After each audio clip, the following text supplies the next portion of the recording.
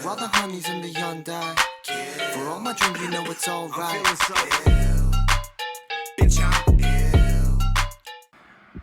What's up, guys? My name is Sam from Mammals Gaming. I just want to give you a deck profile. This is a deck I took to Nawcq. I know it's a little late, but I did not top. I made it to the bubble, made day 2, and then I'll go into it, but I lost round 11 due to a very unfortunate accident. But let's get right into the deck profile. Starting with the Snake Eye package. I play Snake Eye Fiendsmith, by the way. 3 Ash, 2 Poplar, 1 Oak, 1 Flamberge, 1 Snake Eye Bellstar. Pretty standard, nothing to explain. 3 Witch, 3 Wanted. I mean, you just want to maximize your starters. Although, in hindsight, I would probably play less of these. Maybe 2 or 1. This card sucks. 3 Bonfire, same thing. Add Poplar. And then the 2 spells, 1 Original, 1 Divine Temple. Didn't really brick on these, which I was glad about. Although when I did brick, it was like this plus Snake Eye Bellstar plus Flamberge, like all the shit you don't want. For non-engine, I had 4 spells, sorry. 3 Cross Out, 1 Call by the Grave. I didn't see this once, never used it. And these were okay. They won me a lot of games, but at the same time, I kind of wish they were hand traps.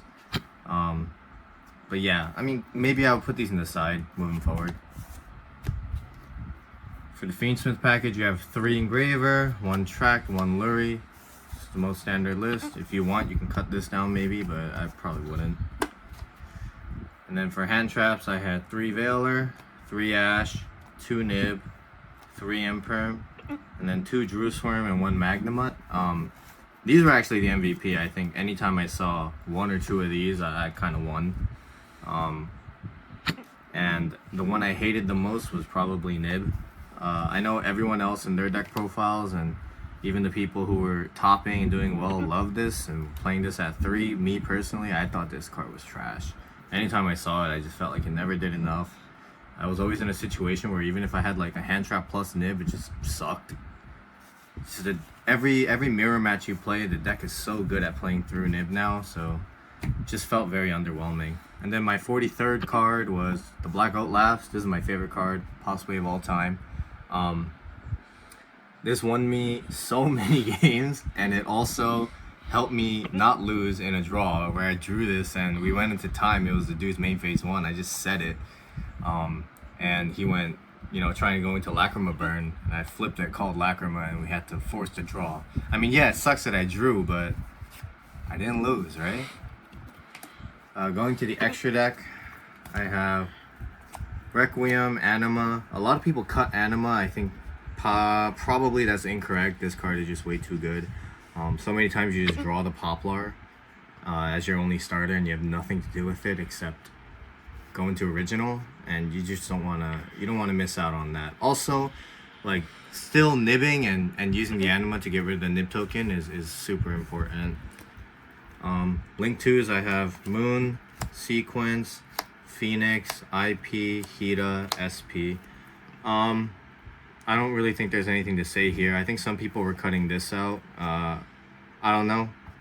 Why would you not have an out to Floodgates?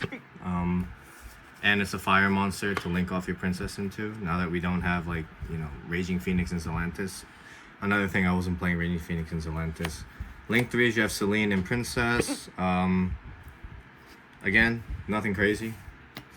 Link 4, Access Code and Apple. Access Code was a card that I saw a lot of people playing the side or cut out entirely. I just think that right now, especially if you're going second or if you're going into your turn 3 after going first, often it's hard to end games, and I just want an OTK option where I don't have to play both Raging Phoenix and Zelantis. Personally, I would never cut this card, and even putting it in the side, you sometimes lose game 1s. You could lose game 1 just because you can't OTK. Like, you can't leave Snake Eye Fiendsmith on another turn. They just get everything right back. And I mean, Apple is pretty self-explanatory. No need to explain that. For the Fiendsmith cards, I had 1 Lacrima, 1 Desiree, and the unofficial Fiendsmith card, Beatrice. This dumps Blackout or helps you go into your combo, dumps Ash, and then you go into Princess. Lacrima is, I think this card is the stupidest card ever printed.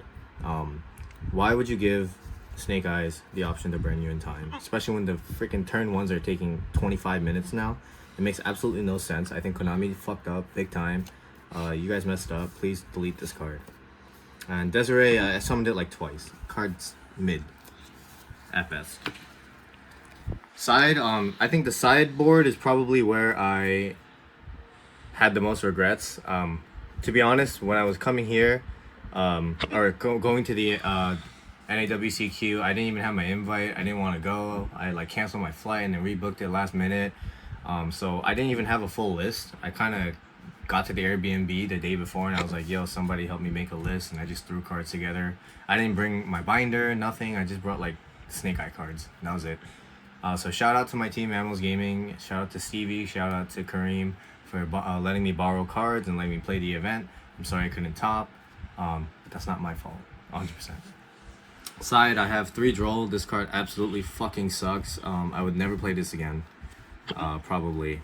I know a lot of people think it's like a turn ender, and you know, like technically Engraver, Resolution, Droll, like sure it can end the turn, but 90% of the time they have other plays anyway, and this card just fucking never came up. It's only good into U-Bell, and even into U-Bell, like they can play. 2 Cosmics. I mean, Runic Stun sucks. I played against 1 Runic Stun player and this didn't even come up. But the MVP of the sideboard, I had 3 Dark Ruler and 3 Evenly. I don't know why, but that day 1, for some reason, and even day 2, I just kept drawing these in conjunction or like together, and it's just the most broken combo. You just use 2 cards and get rid of their entire board. Even if they have a Desiree, you bait the Desiree negate with this and then evenly them for all their cards. It's just absolutely ridiculous. I may have gotten lucky by seeing this combination so much, but honestly, these were the best. I would probably keep these in forever. Maybe in an alternate universe, I would have played Droplet instead of Dark Ruler, and I think that's fine too. And then for traps, I have 2 skill drains for going first, and then I kind of like memed. This is supposed to be a transaction rollback. Transaction rollback and the Mayakashi trap. This came up once. Every other time, I just never went into it. I think your going first board should be enough for most situations. But I only like this if I thought I was going to get Dark Ruler even lead. You just draw phase Beatrice, do this, and then you don't even have to chain it right immediately. You kind of wait to see what they have. If it seems like your board can't play, because again, you can't summon from your hand deck or extra deck either. So you have to bait the SP first, and then you go roll back into my Akashi trap. Funny thing about rollback is I actually, for the first time in my life, and probably the last time, I actually said it and resolved it on field, and it kind of won me a game. It was kind of the weirdest situation. He impermed me, and then I flipped rollback, paid half my life to fucking imperm someone. But that just goes to show some of the game states you're going to be in. I didn't see skill drain once, and I didn't miss it. I hate this card.